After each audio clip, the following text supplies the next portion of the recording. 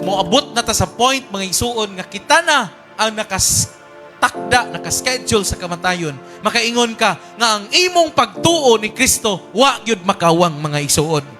This is the victory that overcometh the world, even our faith.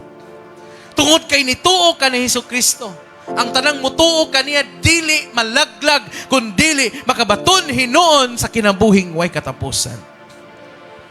Kung imong isukid sa imong baba nga si Jesus mo ang Ginoo, ug mutuo ka sa sulod sa imong kasing-kasing nga gibanhaw siya sa Dios gikan sa lubnganan sa kamatayon, ikaw maluwas.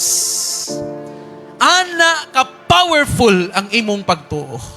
Kining salin kong